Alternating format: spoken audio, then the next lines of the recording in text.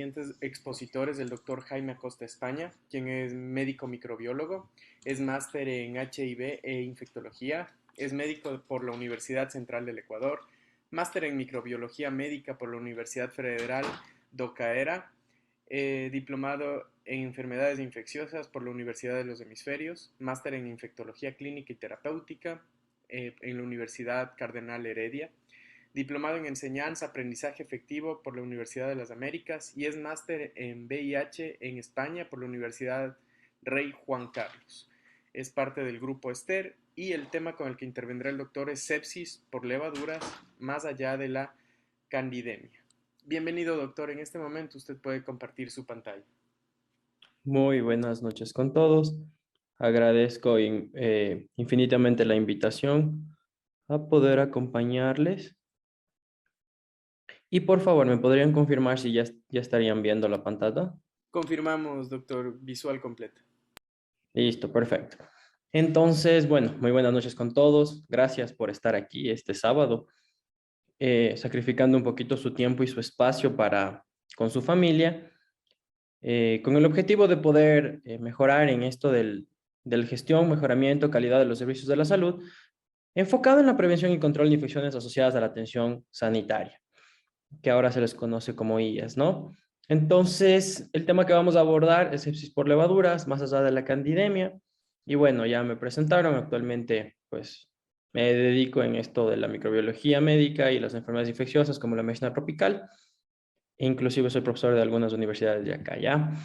Entonces, vamos a comenzar con la definición de sepsis. Aunque yo creo que esto ya lo han visto, sí, solamente es básicamente un pequeño enfoque porque después vamos a basarnos en esta definición para poder hablar de la sepsis por levaduras.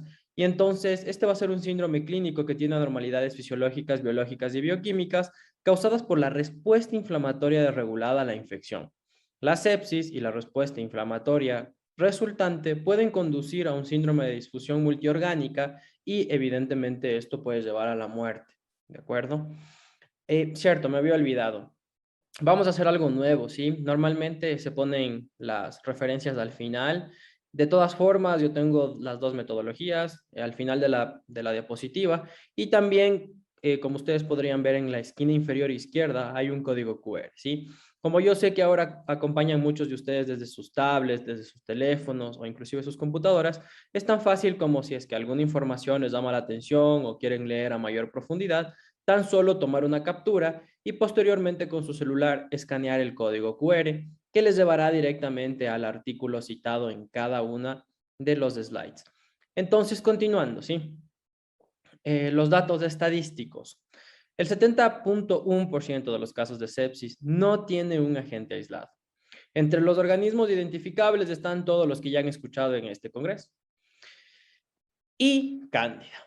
Varios organismos infecciosos causan sepsis y varían en el transcurso del tiempo. Además de eso, también se modifican según las unidades hospitalarias, con lo cual viene el término llamado ecología hospitalaria.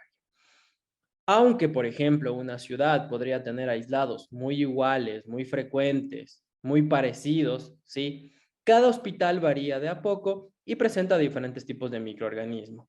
Y aquí tenemos las famosas bacterias gram positivas, gram negativas, que siguen siendo considerables. Lamentablemente acá no hay un estudio nacional que demuestre esta prevalencia de sepsis, porque lamentablemente no tenemos, ¿no? Esta cultura, vamos a decirlo así, de reconocer. Ahora la sepsis es asociada a calidad.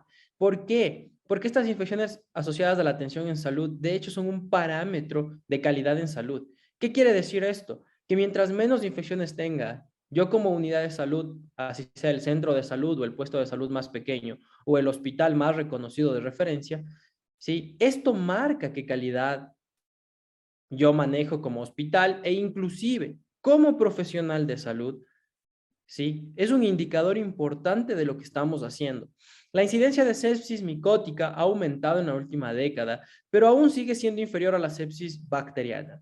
Y bueno, ¿no? Alguna vez en un congreso que presentamos, al final me decían, claro, doctor, excelente su tema, pero usted mismo al inicio decía que es menor la sepsis por hongos que las que la sepsis producida por microorganismos bacterianos. Y el asunto aquí no está tan enfocado en la prevalencia, sino en la mortalidad. Porque si ustedes revisan la evidencia científica, ¿quién muere más? ¿Un paciente con sepsis por cualquier microorganismo o un paciente por sepsis fúngica? La primera pregunta. Y la segunda pregunta que deben hacerse es, ¿ustedes han detectado sepsis fúngicas? Si en otras partes del mundo hay sepsis por estos patógenos, ¿por qué nosotros no tenemos? Definitivamente nuestra población es tan diferente que no pasa lo que pasa en el mundo entero, o quizás se nos podrían estar escapando estos pacientes. Entonces, en aproximadamente la mitad de los casos de la sepsis no se identifica un organismo y la sepsis se define como sepsis con cultivo negativo, de forma clínica. Entonces, antes de adentrarnos un poquito más profundamente, me quisiera dedicar a hablar sobre la biología de los hongos. Bueno, aquí se me ha ido una O, mil disculpas, ¿de acuerdo? Y aunque esto pueden verlo en artículos más actuales y etcétera, etcétera, esto no ha cambiado mucho desde hace varios años.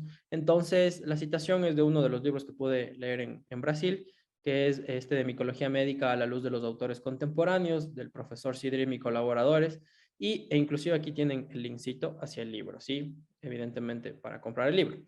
Algo súper curioso es que cuando hablamos de hongos, estamos hablando de un reino, ¿sí? O sea, ni los humanos tenemos un reino. Los humanos estamos en Animalia, dentro de los animales, dentro del filo cordado. O sea, tenemos un montón de subdivisiones antes de poder decir ser humano, que sería el Homo sapiens sapiens, ¿de acuerdo? Los hongos no. Los hongos tienen su reino, que es el reino fungi. Dentro de ellos debemos dividir entre macromicetos y micromicetos. Macromicetos estudia la nutrición, estudia la toxicología, son esos hongos grandes que inclusive se comen, ¿de acuerdo? Y dentro de los micromicetos son los que nos enfocamos nosotros, la microbiología médica, y vamos a definir dos estructuras básicas, las levaduras y las hifas. ¿Por qué? Porque esto es una gran dicotomía entre los microorganismos. Estos agentes patógenos no son para nada iguales, ni biológica, ni estructural, ni fisiopatológicamente, peor aún hablando de factores de virulencia, una levadura de una hifa. La levadura va a tener los blastoconidios, y van a verse las típicas colonias muy semejantes a una bacteria, pero más grandes, y las hifas van a ver esas típicas colonias filamentosas, miren cómo se puede ver aquí. Un ejemplo de estos hifas, ¿no es cierto? También llamados micelios, ¿sí? Vamos a tener lo que es por ejemplo, no sé, Aspergillus, otros de esos que podrían ser también frecuentes, Fusarium, entre otros. Y aquí en las levaduras tenemos un mundo súper grande que inclusive son parte de la microbiota humana. ¿Qué quiere decir esto? Quiere decir que hay algunos de estos microorganismos, de estos hongos de levaduras, que son parte del humano. ¿Quién? Básicamente Cándida, Trichosporum, Malassezia, han sido definidos como microbiota en ciertas poblaciones y también en diversos lugares anatómicos, ¿no? Entonces, lo que les decía, ¿no? Arriba tenemos una hifa, la hifa yo siempre les digo que se ve casi como un bambú, ¿no? Va a ser un palito largo, dividido por septos, que puede o no puede tener pigmento, etc. Hifa y el hongo filamentoso. Y las levaduras van a tener su estructura fundamental, que es el blastoconidio, que básicamente es una estructura unicelular, y lo siento, y normalmente se dividen por brotamiento. Entonces, les quiero hacer una pregunta en la casa. La verdad les quería hacer participar, pero no sé si me iba a pasar del tiempo, entonces preferí no hacerlo. ¿Han escuchado sobre levaduras en sepsis? ¿Alguna vez en sus hospitales han definido un paciente con una candidemia, por ejemplo? Entonces, ¿qué han hecho? ¿Qué pasó con esos pacientes? ¿Todos los pacientes sobrevivieron? Son preguntas que deberíamos hacernos, ¿no? Ante esta charla.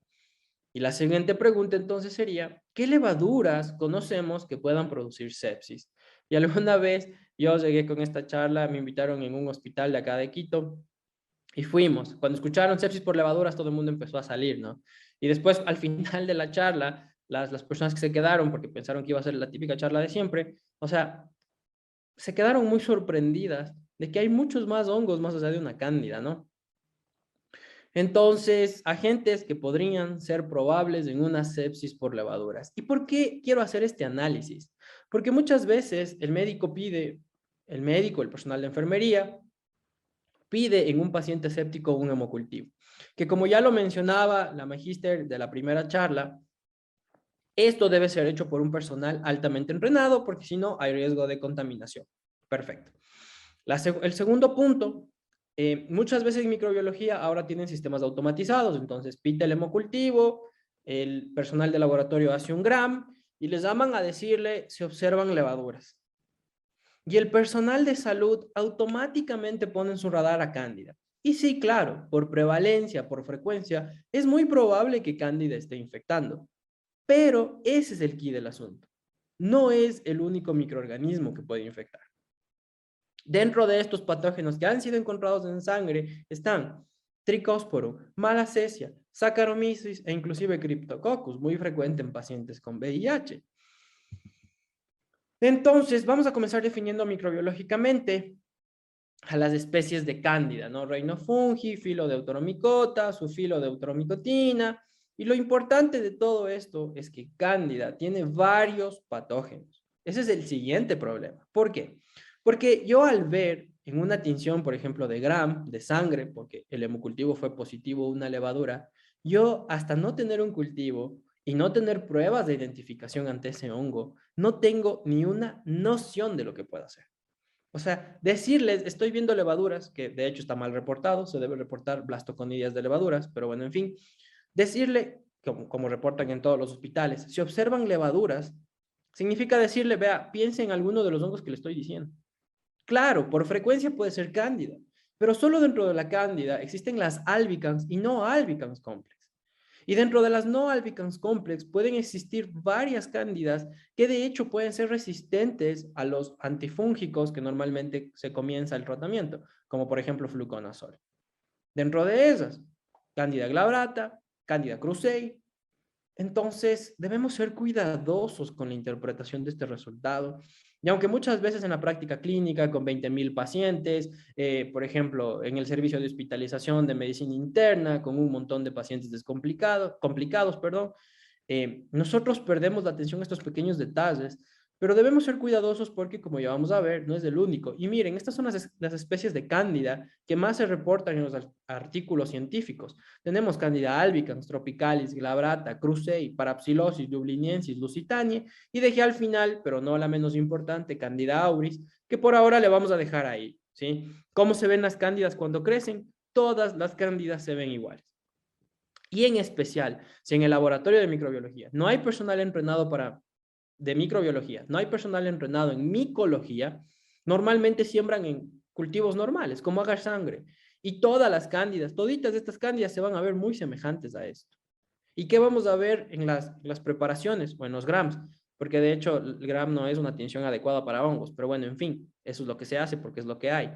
Entonces se van a ver los blastoconidios que son como estas bolitas que ven aquí. De hecho, estos de aquí son clamidoconidios terminales, esto es un microcultivo. Pero bueno, esto es lo que les van a reportar y esto es lo que van a saber. El problema es que si no hay una persona entrenada, ni siquiera podemos distinguir entre cándida albicans de no albicans, tomando en cuenta que puede haber resistencia. Atentos.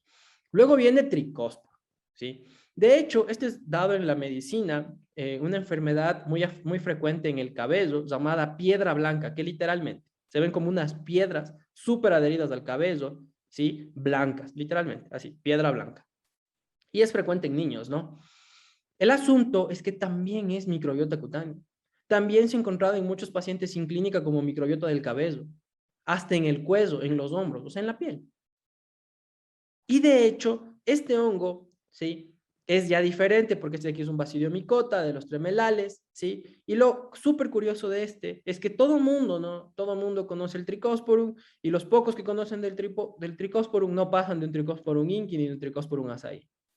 Gran error. Miren todas estas especies. Inclusive hemos visto ovoide, hemos visto dermatitis, cutaneum, asteroides, ¿sí? Malacesia. Malacesia es en la clínica humana muy relacionado a la famosa pityriasis versicolor, que son unas lesiones blanquitas que aparecen especialmente de la adolescencia hacia arriba, especialmente en gente que tiene mucha producción seborreica en su tejido cutáneo, frecuente en tórax, brazos, etc. ¿De acuerdo? Miren cómo se ve el honguito y de igual forma se ven blastoconidios que no nos permite diferenciar. Y hay 20 especies de malacesia, en donde 19 son lipodependientes. Atentos. ¿Qué significa esto? Les gusta la grasita. Si no hay grasita, no crece. y una es lipofílica, que es malacesia paquidermatis. Solo desde aquí, desde este punto de vista, pueden verlo en el hemocultivo y nunca cultivarlo. ¿Por qué? No es que en el laboratorio de microbiología son malos o no es que no saben, no. Lo que pasa es que no están capacitados, no están preparados, porque si yo no le pongo una fuente de lípidos a ese cultivo, 19 especies dentro de ellas, la famosa malacesia furfur, no va a crecer. Y de hecho, coincidencialmente, si les da una malacesia y es en un cultivo que no tiene grasita, que no tiene lípidos, solo puede ser malacesia paquidermatis. Vamos con Saccharomyces, pero ¿y Saccharomyces no es ese hongo del pan?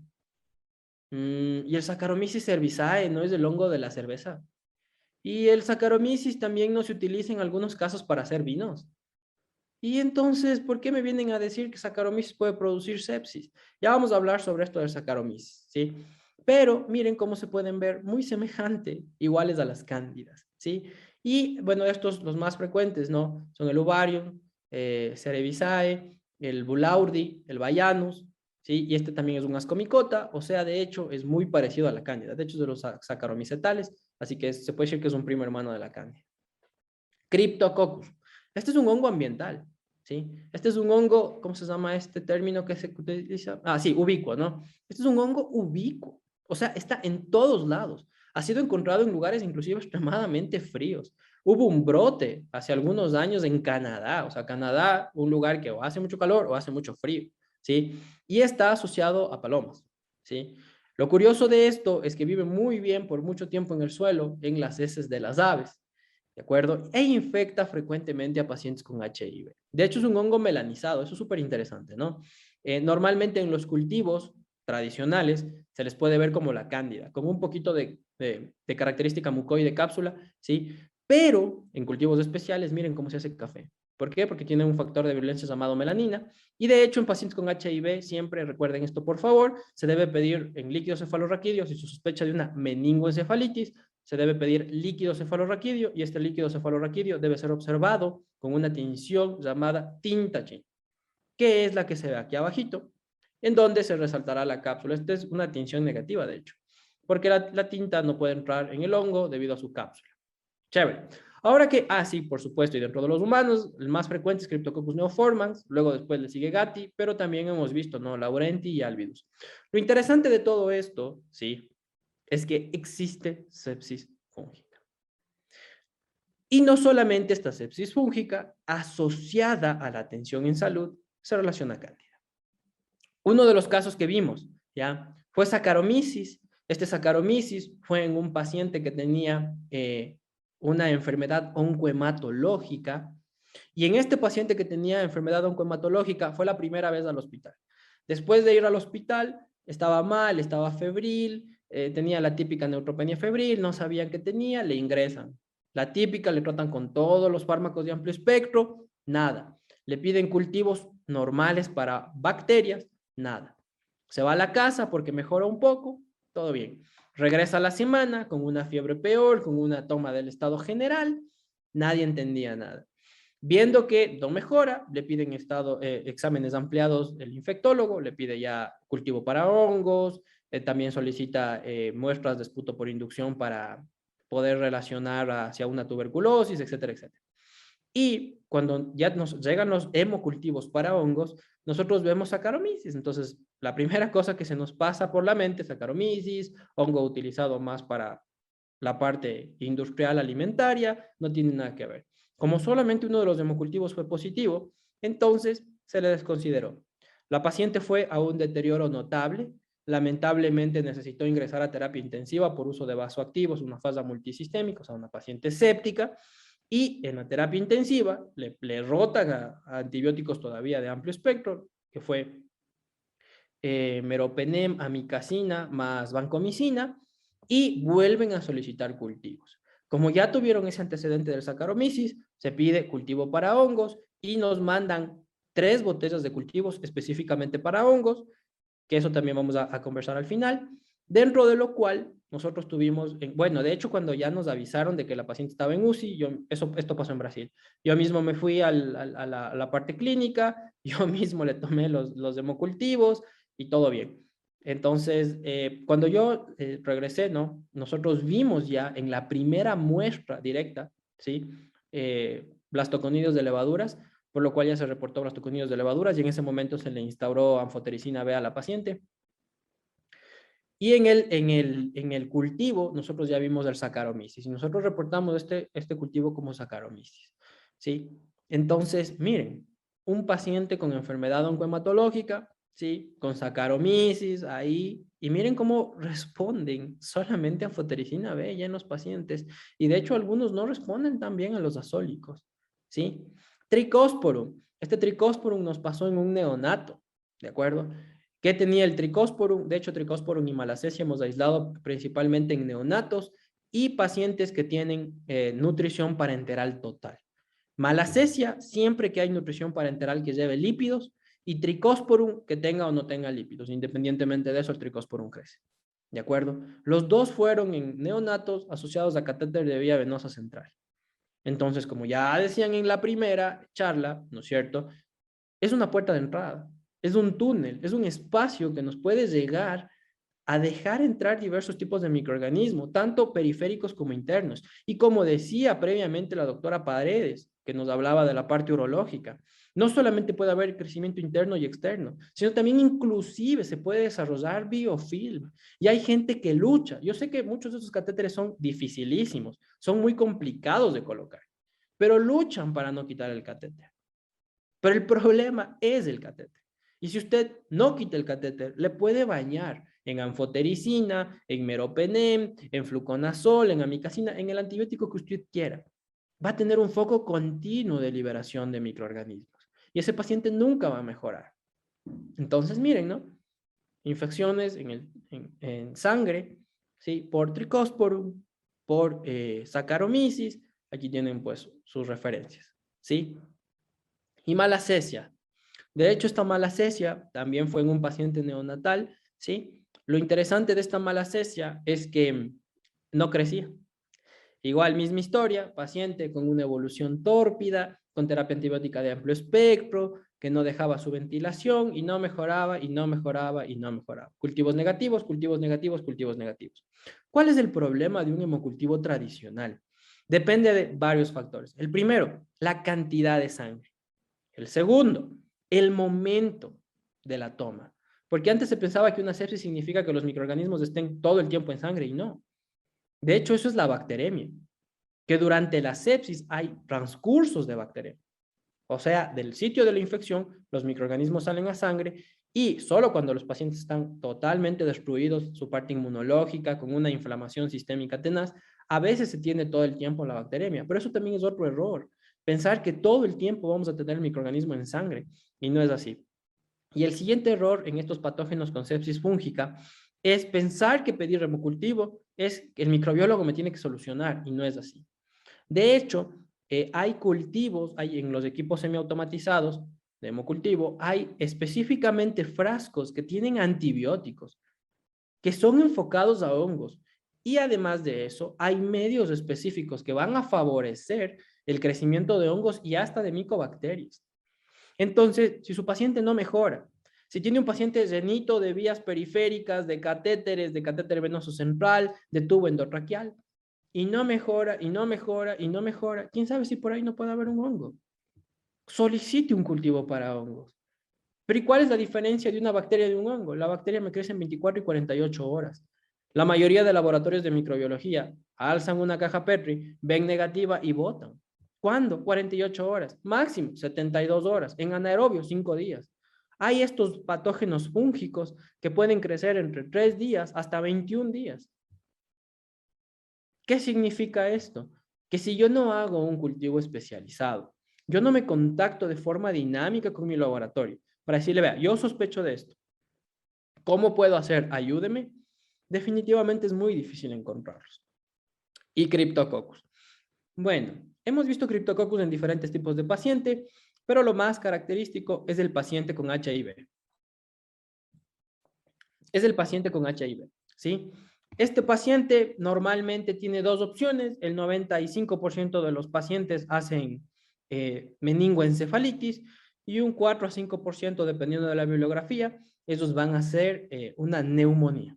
Es raro la neumonía, aunque el órgano de choque donde inicialmente llega el Cryptococcus es el pulmón, por vía respiratoria desde el ambiente, realmente lo más frecuente que hacen estos pacientes HIV es irse al cerebro. Pero en pacientes que tienen una inmunidad demasiado baja, que es característico de algunos pacientes en la fase SIDA, caracterizados según la CDC como una clínica C3, ¿sí? En estos pacientes que no tienen básicamente inmunidad, también está en sangre, ¿sí? Y de hecho, si es que el paciente tiene criterios de sepsis más la meningoencefalitis, es adecuado pedir, en el caso de que no haya aumento de la presión intracraneal, es adecuado pedir el cultivo para hongos de líquido cefalorraquídeo, la tinta china de líquido cefalorraquídeo, más hemocultivos para hongos periféricos, en donde se podrá obtener nuestro querido Cryptococcus. Sí, entonces, peor aún, si por alguna cosa de la vida tienen un paciente HIV o inmunodeprimido, de acuerdo, especialmente en paciente HIV en fase SIDA, sospechar de Cryptococcus. Y por favor, nunca se olviden que este Cryptococcus se debe hacer la tinta china, que es una tinción negativa, que se ve como ya les habíamos indicado. Y, curiosamente, dejé al último Cándida. ¿Por qué? Porque cuando hablamos de Cándida, todo el mundo lo único que se acuerda es de nuestra querida Cándida auris. ¿Por qué ahora esta Cándida auris nos llama la atención y ya no la Cándida albicans? Porque la Cándida albicans puede tener resistencias, pero habitualmente suele verse sensible, al menos acá en Ecuador. Hemos visto muy pocos casos de resistencia, pero bueno, sí hemos encontrado aislados de Cándida resistentes. Pero bueno, en fin. Ahora, ¿quién nos llama la atención? Nos llama la atención esta Cándida auris. ¿Y por qué? Bueno, esta Cándida auris fue la locura en Estados Unidos y en Europa. En Estados Unidos, principalmente por la terapia antibiótica de amplio espectro, fue asociada a infecciones de la atención en salud. Y lo curioso de esta cándida es que es una cándida multiresistente o inclusive pan-resistente. Multiresistente, acuérdense, es el término que define resistencia al menos a 3 familias o grupos farmacológicos, y mientras que una pan-resistente es que tristemente no responde a ningún grupo farmacológico de tratamiento. ¿Y por qué es peligrosa? Es peligrosa porque también se ha visto asociada a los catéteres, especialmente, miren aquí, ¿no? Miren, curioso también, es un brote de Cándida auris que fue ligado, ¿sí?, a termómetros reusables axilares. O sea, una IAS, con todas las letras. Y además de eso, no solamente nos llama la atención en las IAS previamente, sino que ya se han reportado brotes de Cándida auris asociadas al contexto pandémico de COVID-19. Y es súper curioso, ¿no? Porque acá en Cándida auris no tenemos reportes de Cándida auris. De hecho, yo estoy atrás de encontrar al paciente con Cándida auris. Pero Colombia tiene Cándida auris y reportes de Cándida auris. Perú tiene reportes de Cándida auris. Brasil tiene reportes, como no tienen una idea de Cándida auris. Y solo nosotros no tenemos Cándida auris, ¿no?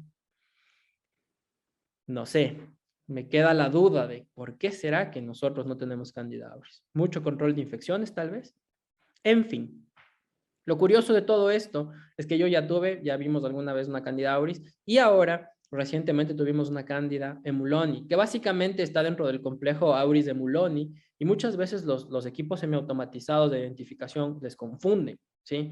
Y de hecho, cuando tuvimos esta Cándida emuloni, pseudo emuloni, de hecho, nos reportó como Cándida auris barra emuloni, y nos tocó hacer exámenes complementarios eh, para poder detectar. Y este paciente, bueno, yo trabajo actualmente en un hospital privado, y eso pasó el anterior año, el trimestre final del anterior año. Lo curioso de este paciente es que vino de una unidad del IES, del Instituto Ecuatoriano de Seguridad Social. Evidentemente, por ética no puedo decir de dónde, y quizás, tal vez, la cándida la adquirió en otro lado, pero lo importante es que, o sea, ya debemos estar aquí súper pilas con esta cándida auris. No existe solamente la cándida albicans, y a esta cándida auris hay que tenerle miedo. Más o menos para que me entiendan mucho más fácil. Esta cándida auris es como una Klebsiella pneumoniae productora de carbapenemasas, resistente a colistina, resistente a aminoglucósidos y resistente a quinolonas, que hay en Ecuador, ¿no? Que hay en Ecuador. Entonces, básicamente resistente a todo, ¿sí? Y aquí tienen, pues, las referencias, así como la alerta epidemiológica de la Organización Panamericana de la Salud. ¿De acuerdo? Y Finalmente, como les decía, no solo existe Candida albicans y hay que tener cuidado en estas candidemias porque la terapia antifúngica debe cambiar. Y depende mucho también de la ecología hospitalaria, como hablaba la doctora Paredes. ¿Qué significa esto? Hay que ver qué tengo en mi hospital. Claro, si en mi hospital, cuando se infectan de hongos, lo más frecuente es cándida y es una cándida sensible, pues bueno, comienzo con fluconazol. Pero si no es el caso, o sea, nosotros debemos estar listos porque no solamente existe Candida albicans. Y ya para finalizar esta intervención, espero que les haya agradado un poco, ¿sí? Bueno, acá a la derecha les tengo una fotito de Candida auris. Esta es la famosa y temida Candida auris, 100% real, no fake, como dicen las redes sociales. Pero más allá de eso, miren acá, ¿no? Este paciente era un paciente que tenía bueno, era un paciente crítico, hospitalizado, tenía una enfermedad oncológica de base, en fin. Lo más interesante de este paciente es que ya tenía aislamiento de cándidas en tubo traqueal. Como ya estaba bastante tiempo en la terapia intensiva, le pusieron NPT. Y después de unos 8 o 5 días de tener la NPT, este paciente literalmente, o sea, la típica sepsis que no respondía a nada, con dosis de vasoactivos, pero altísimos por el techo, que no toleraba bien la ventilación, etcétera. Cultivos primarios negativos, cultivos negativos, cultivos negativos. Nosotros cuando le vimos a este paciente sugerimos hacer cultivos para hongos, hicimos un protocolo especial para cultivo para hongos, en donde juntamos varias muestras de hemocultivos, centrifugamos y solamente sembramos del sedimento en medios especiales para hongos, y afortunadamente lo hice en un medio que se llama cromoorientación, ¿ya? En Cándida es súper difícil definir la enfermedad infecciosa ventilatoria inferior. Normalmente se les considera como colonización y entonces este paciente nunca había recibido antifúngico. Lo más curioso de esto es que cuando yo sembré este en cromo agar, porque yo ya había sospechado que tenía el hongo, miren lo que creció. Lo interesante de este cromo agar es que es un cromo orientación. Diversas especies de cándida hacen varios colores, como pueden ver aquí. Este paciente no tenía una infección solo por cándida. No era solo una candidemia y tampoco fue solo una cándida albicans, como mucha gente las menosprecia. Este paciente fue una infección por cándida krusei, que son estas rosaditas, por cándida parapsilosis, que son estas blanquitas, y por cándida albicans, que son estas verdes. Este paciente tuvo 3 cándidas aisladas de sangre. Cuando le hicieron el retrocultivo del catéter del CBC, por lo que le ponían el NPT, y nos hicieron retrocultivo, cultivos periféricos, y nos mandaron la punta de catéter porque evidentemente le retiraron, ¿sí? Cuando le retiraron, crecieron hongos de la punta de catéter, crecieron hongos de los retrocultivos y crecieron hongos de los cultivos especiales que hicimos en sangre para poder detectar patógenos fúngicos. Conclusión. Una enfermedad fúngica no la desarrolla quien quiere. Se produce en quien puede presentarla. ¿Qué significa esto? El paciente debe tener ciertos factores. ¿Cómo son? Pacientes hospitalizados, pacientes que tienen diferentes tipos de accesos vasculares, también usuarios de tubo endotraqueal o inclusive, ¿sí?, aquellos pacientes que han recibido terapia antibiótica de amplio espectro. ¿Por qué? Porque a veces cándida, acuérdense, es microbiota orofaringia. Y las bacterias y los hongos están luchando por competición de nuestra microbiota, lo que antes se llamaba la flora normal. ¿Qué significa esto? Si yo le doy antibióticos, hago presión selectiva. Mis antibióticos me matan todas mis bacterias y me dejan mi hongo. Y esto no solo se aplica para cándida. Esto se aplica para cándida, para malacesia, para tricosporum, que todos esos pueden estar en cualquier humano. Y si yo le doy la vía de ingreso adecuada, este hongo va a actuar de forma oportunista, produciéndome una sepsis. Siempre que me reporten levaduras, ¿va a ser cándida? No. Por frecuencia, por prevalencia. ¿Es lo más probable? Sí, claro, es lo más probable. Pero ese es el problema. ¿Cuántos de esos pacientes que han fallecido, que ustedes han visto, que no tenían ningún hemocultivo con sepsis y todas sus letras y con toda su característica clínica fisiopatológica, que nunca tuvieron un cultivo positivo, ¿será que podría haber tenido uno de estos patógenos fúngicos? Estamos pidiendo los cultivos y los medios adecuados para poder hacer. En los diferentes laboratorios de los hospitales que ustedes trabajan, ¿existe gente entrenada para encontrar hongos? Si ustedes trabajan en un hospital especialmente pediátrico, ¿Están haciendo un tamizaje, especialmente en pacientes para NPT, de colonización de malacesia? Son algunas preguntas que les dejo.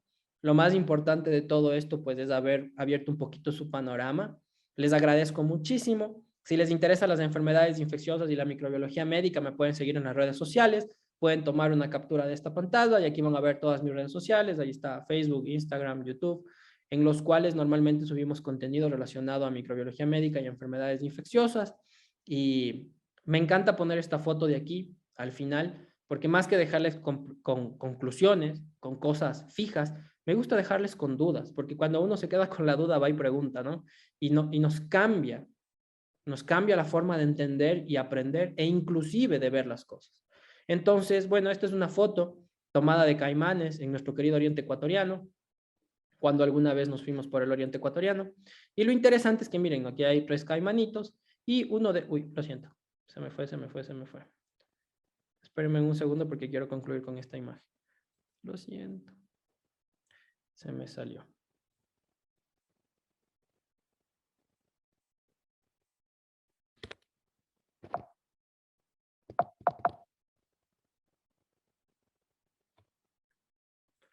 Bueno, no sé.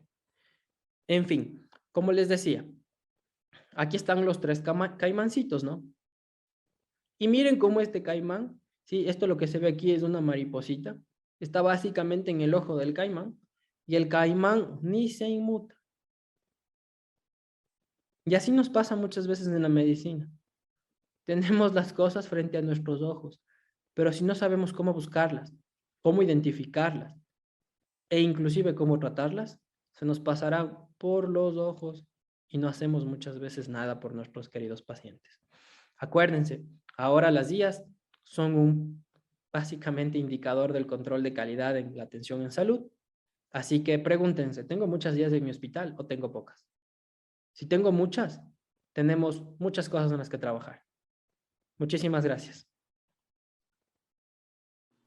Muchas gracias a usted, doctor Acosta, por esta brillante ponencia, muy didáctica y todo con sus bibliografías muy bien especificadas.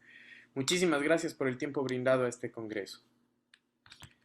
Al momento no tenemos preguntas y vamos a continuar con creo que vamos a continuar con nuestro siguiente ponente. Muchísimas gracias, doctor Acosta, por su intervención.